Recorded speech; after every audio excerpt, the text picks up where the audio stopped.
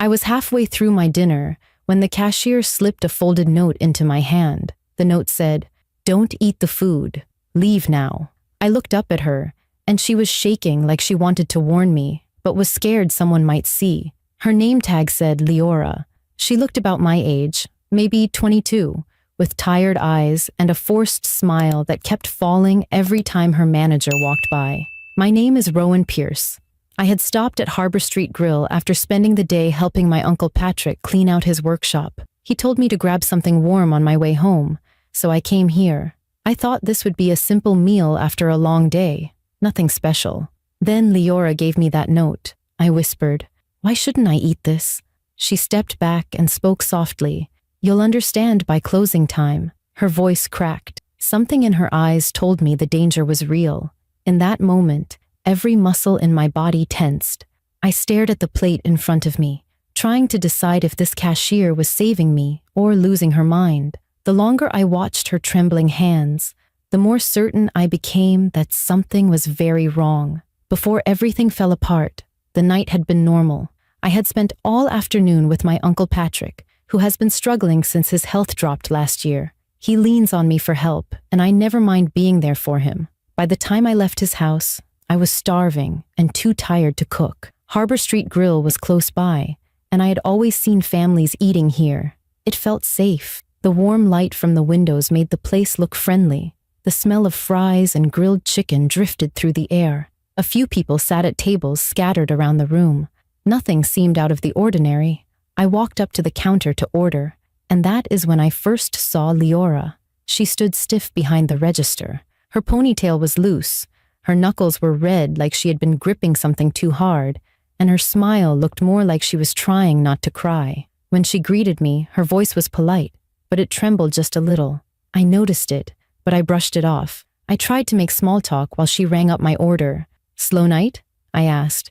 "Too slow. I hate nights like this," she said, barely meeting my eyes. Something about her answer stuck with me, like she knew something I didn't. Still, I took my food and sat down. I remembered what my mom, Mara, always used to tell me when I was younger. She said to trust my gut because it would keep me safe. But I have always struggled with that. I usually convince myself that my fear is just anxiety, not a warning. After the long day I had, I just wanted peace. I wanted a meal and a moment to breathe. Instead, the girl at the counter slipped me a note telling me not to eat. And when I looked at her again, she looked like she was praying I would listen. Something cold spread through my chest as I realized I might be sitting in the middle of a danger I could not see yet. I sat at my table with the untouched plate in front of me, and the note from Leora kept pulling my eyes back to it. I kept reading those 4 words, "Don't eat the food," as if they would suddenly explain themselves. My stomach tightened with fear, but I refused to move until I understood what was going on. I watched Leora from across the room. Every few seconds she glanced at me, then quickly turned away whenever her manager, a tall man with sharp movements named Silas, came near her. He kept pacing back and forth behind the counter like he was waiting for something to happen. He held a clipboard but never wrote anything. It felt like he was only pretending to work so he could watch the room without looking obvious. The longer I sat there, the more strange details I noticed. One of the cooks peeked out from the kitchen doorway. His face was pale and sweaty, and he had a look that reminded me of someone who wanted to run but had nowhere to go. Another cook whispered something to him, and they both looked toward Silas. When Silas turned his head in their direction, they disappeared back into the kitchen like a pair of frightened animals. I had never seen restaurant staff behave like that. It made me feel like the danger wasn't just real, but close. At a table near mine, 2 older customers were finishing their meals. One of them frowned and said, "This tastes different tonight." The other replied, "Yeah, mine too. It's kind of bitter." They waved at a server to ask about it, but the server forced a smile and insisted everything was fine. Something about the way she said it made me believe she was lying. Her eyes were fixed on Silas, like she was afraid he would hear her say anything else. I pulled out my phone and texted my younger sister, Nyla. I told her about the note and how strange the staff looked. She wrote back right away, telling me to leave and not question anything. She said it sounded dangerous. I stared at her message and took a deep breath. Leaving should have been easy. I could have walked out that door, driven home, and forgotten about this place forever. But when I looked at the families around me, the couples, the older man eating alone by the window, something inside me refused to abandon them without knowing the truth. If the food really was unsafe, then everyone here was at risk. That thought pushed me deeper into the fear and made me feel responsible in a way I didn't expect. As I sat there thinking about calling 911, I heard raised voices behind the counter. Silas and Leora were arguing in hushed tones. I leaned slightly forward, pretending to scroll on my phone so I could hear them. I caught Silas saying, "Just stay quiet until closing. We can control this." His voice was low but tense, the tone of someone who was trying to stay calm while holding fear inside. Leora whispered something I could not hear, but her face was white. She stepped back from him, gripping the edge of the counter like she needed something to steady herself. My heart began pounding faster. I was not imagining the danger anymore. It was real and happening right in front of me. I looked back at my food and pushed the plate away. Even the smell of it made my stomach twist. I forced myself to keep watching, hoping to understand what was happening before I made a move. A few minutes later, something happened that jolted the entire room. A man at a table near the middle suddenly grabbed his stomach and groaned. His wife asked if he was okay, but his face went red, and he leaned forward, struggling to breathe. The server rushed over, but instead of panic, she looked terrified of what she knew was coming. She whispered to him to stay seated and said help was coming, although she had no way to make that true. As she tried to comfort him, another customer in the corner began coughing hard. A heavy silence spread across the room as people looked around in confusion. I felt a wave of cold fear spread up my spine. The room had shifted. Something invisible was moving through it. Leora covered her mouth with her hand and took a step back from the counter. Her eyes landed on me, and she gave a small, desperate shake of her head, as if begging me not to touch anything on my table. I felt sick with dread. The clock above the kitchen door read 9:12 p.m. Closing time was at 10. Whatever was coming was getting closer, and I knew I was running out of time to decide whether to run, warn people, or confront someone. Every minute felt heavier than the last. I could feel danger closing in from all sides, and I still did not know how deep it went or how far it would spread before the night ended. My hands were shaking as I sat there pretending to scroll on my phone.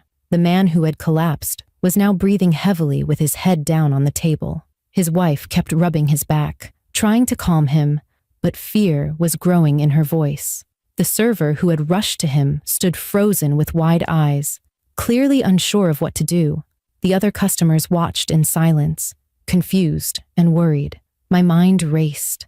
I could not sit there anymore and hope it would solve itself. Something was wrong with this food, and if I stayed still, I would only be waiting for my turn to fall. I looked toward the front counter. Leora was now stocking napkins with trembling hands. She kept glancing at the manager as if she was afraid he would punish her for even blinking wrong. Silas stood near the kitchen door, checking the dining area like he was counting down to something. His jaw was tight. He looked nervous, but not the kind of nervous that comes from caring about people. He looked like someone who had a secret he was trying to hold together by force. I needed answers, and I needed them fast. My heart pounded as I stood up and walked toward the soda station where Leora was placing cups. I tried to act calm so no one would suspect anything. When I reached her, I pretended to refill my drink and spoke low enough so only she could hear. "Tell me what's happening," I whispered. She flinched and shook her head. "You need to leave," she said, her voice a thin whisper. "Please go while you still can." "I'm not leaving without knowing what's wrong," I said. "I can help if I know the truth." For a moment she seemed torn, like she was fighting herself. She looked toward the kitchen where Silas was talking to the cooks. Then she leaned in close and whispered, "It's the food. Something was delivered today that we didn't order. Silas made us serve it anyway. He said it came from the company and that we had to use it tonight. When we opened the containers, the smell was strange. We told him it wasn't normal, but he said we would be fine as long as we followed instructions." My stomach tightened. What does that even mean? She swallowed hard and said, there was a bonus attached if we served all of it tonight. Silas wants the money. He said the ingredients were part of a trial. I don't know what kind of trial. I only know I don't trust it. A cold wave spread through me. I felt sick, not from the food, but from the thought that people were being poisoned for profit. The thought terrified me. So you warned me, I said quietly.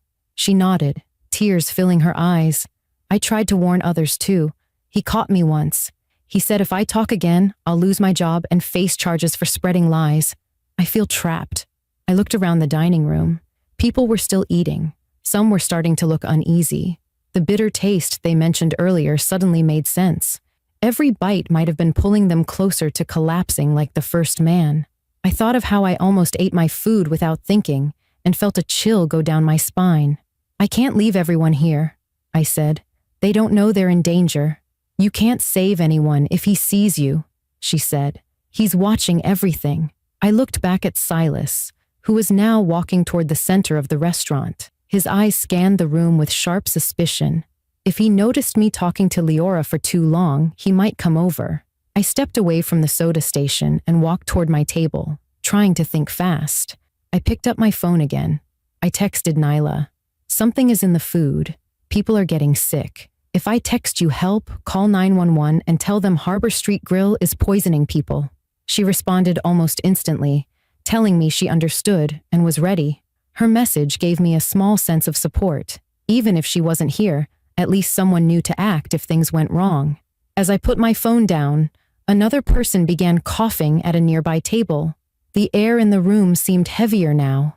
I could feel the fear spreading, even among those who did not fully understand what was happening. I needed to protect myself and warn others without setting off Silas. I pushed my plate far from me so it was clear I was not eating. The clock on the wall read 9:30 p.m. I felt like I was living inside a countdown. I could not sit and wait. I had to move, think, warn, do anything that might prevent more people from getting sick. My choice was clear. I would stay until I understood the full danger, and I would find a way to act before closing time reached whatever horrible point Silas was preparing for. I took a deep breath, steadying myself. Fear was still there, but something stronger pushed forward. I was not leaving without trying to help someone. Whatever happened next, I had made my decision. The fear in the room grew heavy as the minutes crawled forward. People shifted in their seats, rubbing their stomachs or pressing fingers to their temples. A low wave of coughing moved from table to table like a warning signal spreading through the air. I kept my eyes on the clock above the kitchen door. The numbers changed from 9:30 to 9:40. My heart beat faster with every passing minute. I could feel something building, something about to break. Then the smell hit. It was faint at first, sharp and metallic, drifting from the kitchen like a cold gust. I watched a few customers wrinkle their noses as they breathed it in. Leora noticed it too. She pressed a hand to her mouth, and her eyes filled with panic. The cooks in the kitchen backed away from the stove. One of them pushed open the door for fresh air, but Silas hurried over and shut it with force. He locked the small latch at the top and glared at anyone who looked at him. That was the moment I knew he was not just following orders. He was trying to control whatever was happening, and he was willing to do it by force. At exactly 9:45, everything changed. The older man at the center table, who had been struggling earlier, let out a sharp gasp and slid sideways off his chair. His wife cried out and tried to lift him, but she could not get him upright. A teenage girl near the back clutched the table and dropped her head onto her arms. A man holding a takeout box stumbled into a chair before falling to his knees. The sound of bodies hitting the floor filled the room. It was sudden, fast, and terrifying. My legs froze. It felt like the world had tilted. In seconds, nearly everyone around me collapsed. I wanted to help them, but fear held me in place. My hands shook so badly that I had to hold onto the back of a chair to steady myself. My throat tightened as I realized how quickly the danger had reached them. Leora screamed, a raw sound that echoed through the restaurant. She stumbled back from the counter and looked around as if she was trapped in a nightmare she had already lived once. I rushed toward her, grabbing her arm to keep her standing. Her breath was ragged and her whole body trembled. "It's happening again," she said with a shaky voice. My mind twisted around that single word. "Again?" She nodded quickly. "2 towns over, same distributor, same night shift. They said it was a supply mistake, but people started collapsing just like this. They blamed the Ayama workers. But I know the truth. The new ingredients were the same ones delivered here today. No one believed me when I tried to talk about it. They told me to keep quiet, or I would lose my job." Her words hit me like a punch. This was no accident. This was a pattern, a test, something being repeated on purpose. And we were right in the middle of it. Silas burst out of the kitchen with a ring of keys. He ran to the front door, locked it, and turned around with a wild, panicked expression. "Everyone stay calm," he said. His voice cracked with false authority. "Corporate will call back. They said the effects wear off." I stared at him in disbelief. "Wear off? People are unconscious," I said. "There is something dangerous in that food." He pointed at me like I was the problem. "Sit down and stay quiet. You don't understand the science behind it. No one is dying. They tested this before." His voice wavered again, breaking through his act. He was terrified too, but he refused to admit it. His words were enough to make the cooks step away from him. One of them shook his head and whispered, "This isn't right." Silas snapped, "You're all part of this tonight. Don't even think about opening that door." The room spun with fear. People were still collapsing. A few were conscious, but too weak to lift their heads. My instinct screamed that staying inside would only trap us in whatever was causing this. I squeezed Leora's hand and whispered, "We need to leave now." She nodded with a shaky breath. "The back exit," she said. "Silas watches the front, not the alley." We raced toward the kitchen, weaving around people on the floor. I tried not to panic as I stepped over unconscious bodies. Some were groaning, some were silent. I could only hope the effects would not worsen. When we reached the swinging kitchen doors, I pushed through and felt a rush of cooler air. Inside the kitchen, the metallic smell was stronger. The containers of new ingredients were sitting open on a counter.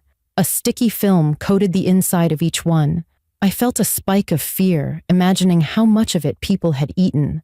Leora grabbed my wrist and pointed to the metal rack near the door that led outside. We moved quickly. As we reached the exit, the door flew open behind us. Silas stormed in, yelling our names. I reacted without thinking. I pushed the tall metal rack hard, sending trays crashing to the floor as it toppled in front of him. He stumbled back, swearing and grabbing for balance. It gave us the 5 seconds we needed. Leora yanked the door open, and the cold night air hit my face. We ran into the alley as fast as we could. I pulled out my phone and dialed 911 with shaking fingers. My voice cracked as I told them what was happening. Leora held onto my arm as we stood under the streetlight, both of us breathing hard. Sirens began to echo in the distance, growing louder with every second. For the first time all night, I felt hope rising. Through the fear, the nightmare inside that restaurant was finally about to be exposed.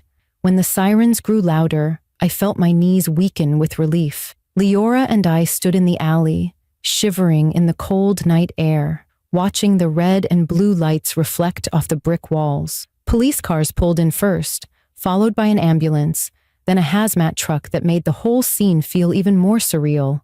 Officers rushed inside the restaurant while paramedics ran out with stretchers. I watched them move quickly, checking each person on the floor, lifting the unconscious, and supporting those who were still awake but unable to stand. The sight was overwhelming. A place that seemed harmless an hour earlier had transformed into something terrifying and unforgettable.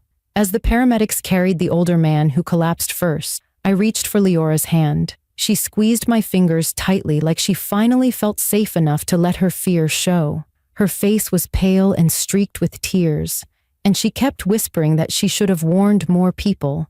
But I told her she did the bravest thing she could have done. She saved lives by refusing to stay silent, even when she was scared for her own safety. Silas was the last one to come out. 2 officers guided him toward a patrol car while he tried to talk his way out of everything. He kept saying he was following instructions from a supplier and that he did not know people would react this badly. His voice shook with panic as the officers placed him in handcuffs. For a moment, he locked eyes with me, and there was no power left in him. He looked defeated, like someone who finally realized he had destroyed his future by putting profit above human life. I turned away, not because I felt pity, but because I needed to breathe somewhere that did not feel poisoned by what he had done. The investigators questioned me and Leora separately. I explained everything from the moment I received the note to the moment we escaped through the kitchen. They asked for details about the containers, the smell, the customers who collapsed, and the way Silas locked the doors. Leora told them about the delivery that came earlier that day, how the labels looked different, how Silas insisted the staff use it without checking anything, and how she tried to warn people quietly. I watched her speak with trembling hands, but her voice grew stronger with each word. She told the truth without holding anything back. When she finished, one of the investigators told her she had done the right thing and that her testimony would be important. While the investigation continued, I sat on the back of an ambulance wrapped in a blanket. The paramedic checked my vitals and kept asking if I felt dizzy or sick, but I had not eaten any of the food, so I was physically fine. Emotionally, I felt like I had been dropped into a world I did not recognize. My phone buzzed nonstop. Nyla had called and texted dozens of times, demanding to know if I was alive. I finally called her and heard her gasping with worry on the other end. When I told her I was okay, she burst into tears, then yelled at me for not leaving sooner. I promised her I would come home as soon as the officers released me. By the time I was allowed to leave, the restaurant was surrounded by tape and bright lights. Investigators carried out containers in sealed bags. Reporters stood on the sidewalk with cameras, ready to turn the disaster into headlines. I heard one of them say that the supplier had been linked to a similar incident in another county. Hearing that made me realize how close this could have come to happening in even more places. The idea that entire communities could be exposed to something harmful without knowing it made me understand why speaking up mattered so much. Staying quiet would only give dangerous people more room to keep doing harm. Before leaving, I found Leora sitting on the curb near the back of the building. She looked exhausted, but stronger than she had inside the restaurant. I sat next to her, and for a moment we didn't say anything. Then she whispered, "Thank you for not ignoring the note. I don't think I could have faced this alone." I told her she saved me first, and that we got through it by helping each other. The bond created in that terrifying night felt real, like something built from surviving more than just fear. I gave her my number and told her she could reach me anytime. She smiled for the first time that night, a small, tired smile, but it carried hope. When I finally got home, Uncle Patrick was waiting on the porch. He hugged me the second I stepped out of the car. He kept saying he should never have told me to eat out so late, but I told him none of this was his fault. My mom always said to trust my instincts, and for once I had listened. That decision had saved me, and maybe others too. I went to bed that night with a deep understanding of how fast a normal moment can turn into something life-changing. I learned that danger does not always announce itself loudly, and courage is not always about fighting. Sometimes courage is choosing to act when your voice shakes. Sometimes it is choosing to stay alert, even when you want to look away. And sometimes it is standing beside someone who feels alone and pulling them into safety before the darkness reaches them. As I close this chapter, I still think about the people who fell that night and how close I came to being one of them. I think about how easily fear could have kept me silent. Instead, I walked out alive, stronger, and more aware of how important it is to speak up when something feels wrong. The world is not always safe, but the choices we make can keep us safe if we trust the warning signs we feel inside. If you enjoyed this story, make sure to subscribe to my channel and comment where you are watching from.